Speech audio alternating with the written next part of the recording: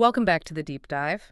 Today we are on, I think, a really critical mission. Uh, We're taking a sharp look at the predictable patterns, the systematic errors that govern how we all think. yeah. We're essentially learning the language of cognitive diagnosis. That's a great way to put it, because if you can acquire the vocabulary, if you can actually name the bias, the specific error you or your team is making, you suddenly have this power to counter it. Right. We want you to walk away from this deep dive with a much clearer sense of why your mind sometimes let's say statistical truth, just slide in favor of a much more comfortable story. And at the very center of this whole discussion is this core framework of how the mind works. Yep. We're talking about two systems. Yep. Let's start with the one that's doing all the heavy lifting without us even noticing. That would be system one.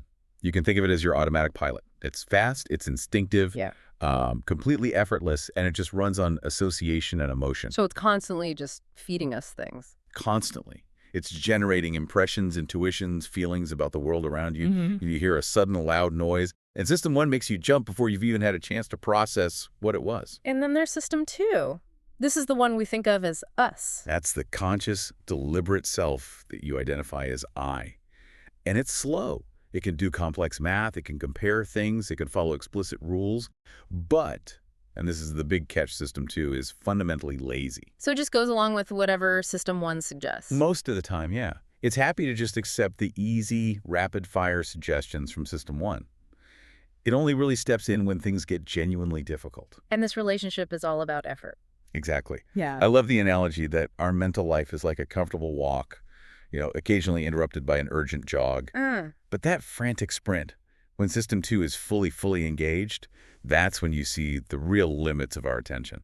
You mentioned the classic add 3 task, which just demonstrates this so perfectly. Yeah. So participants have to do these rapid mental calculations, adding 3 to every digit they hear. And their pupils just, they dilated by almost 50%. A huge amount. Their brains were just consuming maximum cognitive energy. And what researchers saw when the mind was in that frantic sprint was, it was fascinating. They saw what? They saw temporary blindness. While the participants were staring straight ahead, the researchers would flash the letter K on the screen. And they missed it. During peak mental effort, they missed that letter K almost half the time. They were cognitively starved. They just couldn't process the simplest sensory input right in front of them. That is just, it's astonishing. We all think we can multitask, but that just shows that when system 2 is truly at its limit, our resources for everything else, even just seeing a letter, are functionally gone. Depleted. Okay, so if system 2 is lazy and frankly expensive to run, system 1 has to rely on speed. It has to. It uses these mental shortcuts, or heuristics, to generate really rapid answers. And these shortcuts are incredibly efficient, but they open the door to those systematic, predictable errors we call biases. Let's start with a big one. The error of confusing resemblance with probability, the representativeness heuristic. This happens when we judge how likely something is based on how much it resembles a stereotype we already hold. And we just ignore the actual statistics. Completely. We throw them out. The classic example here is the Steve the librarian problem. Right. So you get this personality sketch. Steve is, quote, very shy and withdrawn, invariably helpful, but with little interest in people or in the world of reality. And it goes on.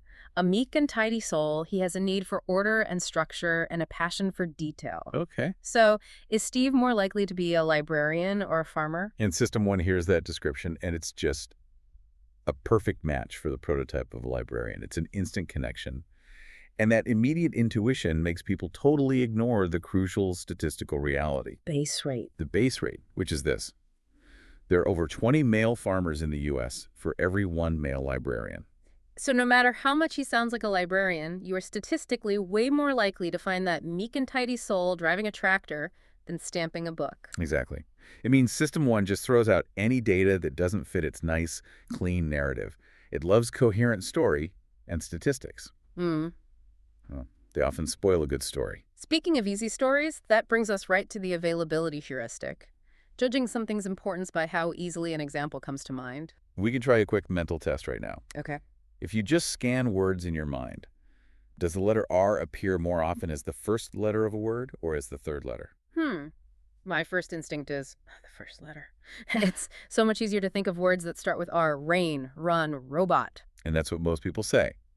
But the statistical truth is that R and also L, N, K, and V actually show up more often in the third position in English words. Wow. The ease of retrieval tricked you into inflating its frequency. And this has some really serious real-world consequences. It creates what you call an availability cascade. Yeah, think about media coverage. If a scandal about a politician, let's say adultery, is reported over and over again, it becomes incredibly available in your mind. Which means we start to intuitively think that adultery is more common among politicians than, I don't know, doctors or lawyers. Right. Even though their transgressions just aren't as likely to become headline news, the media coverage dictates the availability, and that availability dictates our intuitive sense of risk. So System 1 is just building the best story it can out of whatever information is lying around. Precisely. And this introduces probably the most cumbersome but essential acronym we'll talk about today. It's WYSIA. What you see is all there is. What you see is all there is. System 1 is a machine for jumping to conclusions. If you describe a leader, Mindic, as intelligent and strong. My mind immediately goes, yes, she's a good leader.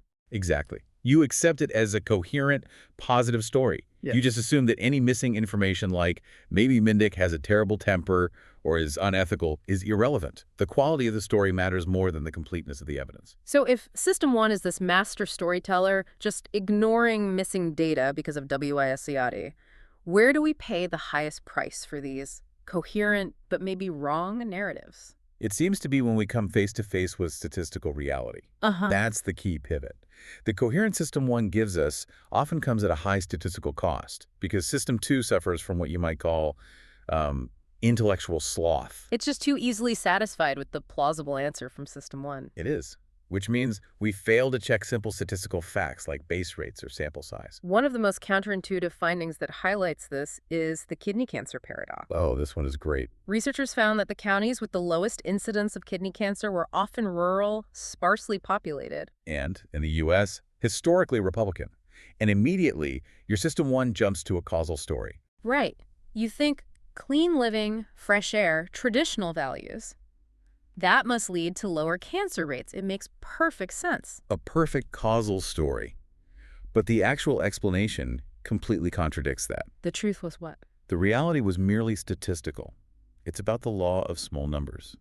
Extreme outcomes, whether they're very high or very low, are just far more likely to happen in small samples. Because there's more volatility. Exactly.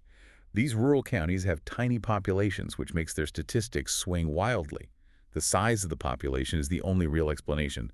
The clean air is irrelevant. That is so unsettling, because it shows how inept we are with facts that are merely statistical.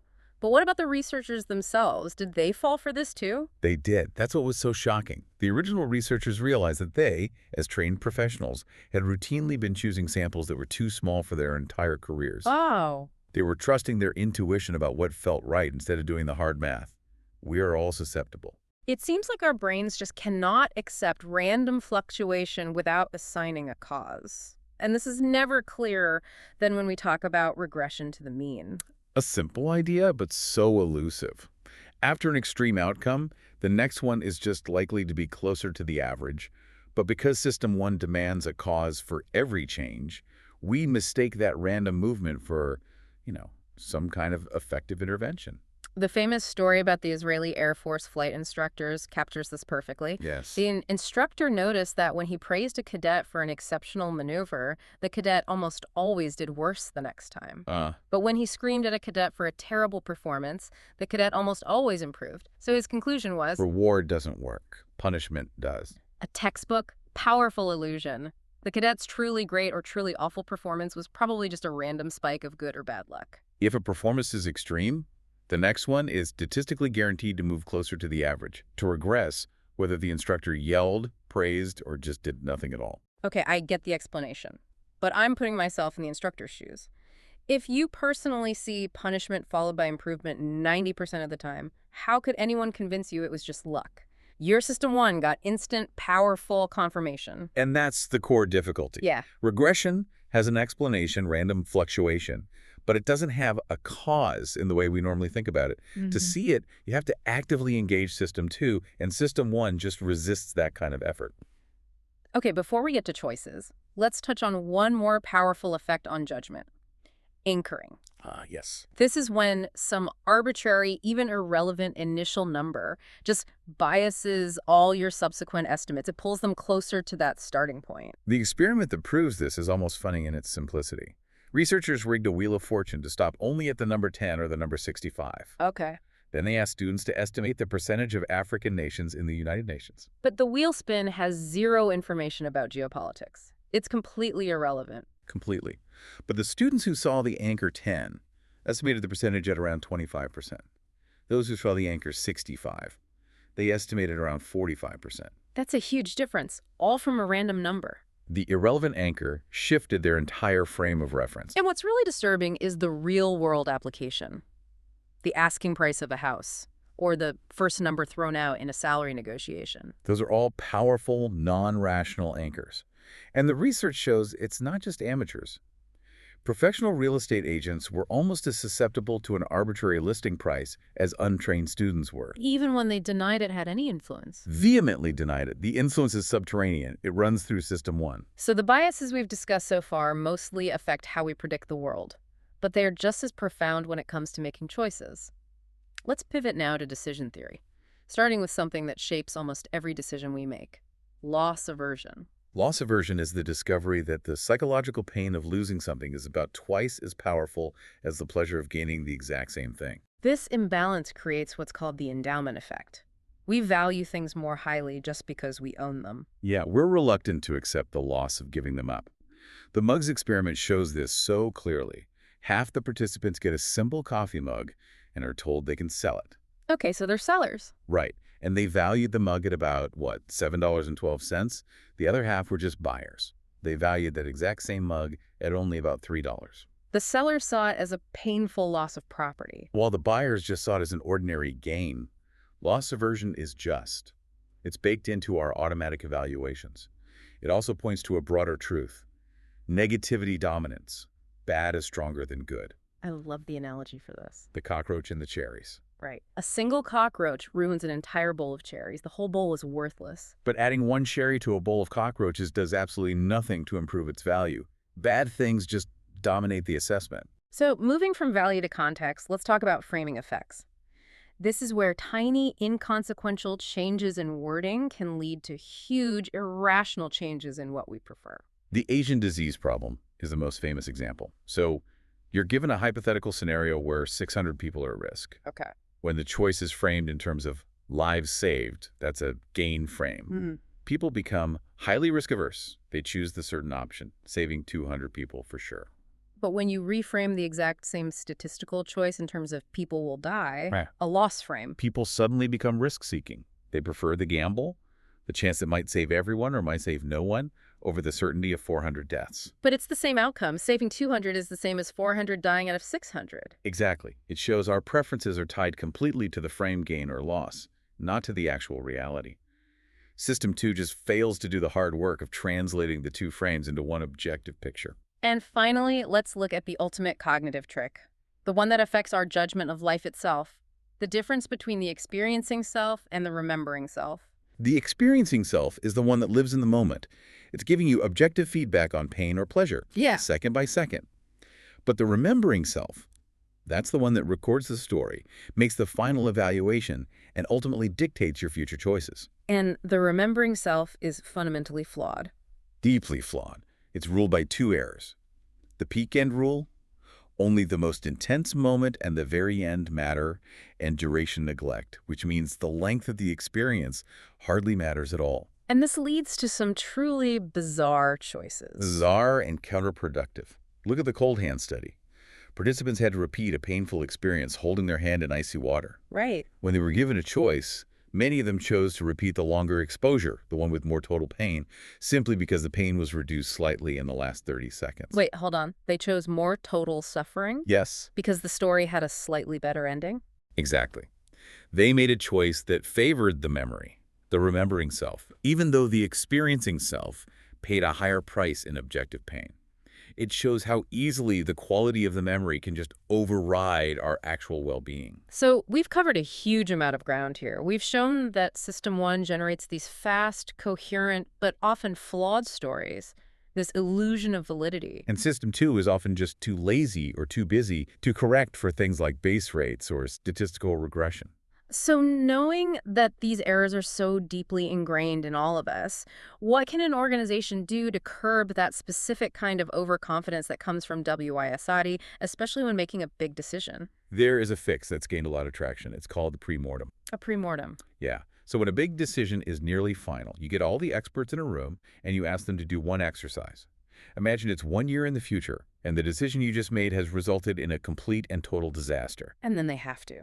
What? They have to write a brief history of that disaster. I see. It forces them to switch their frame of reference. Totally. Instead of searching for evidence that confirms their decision, which is the default System 1 setting, they are forced to actively search for all the potential failure points. It's a way to overcome groupthink.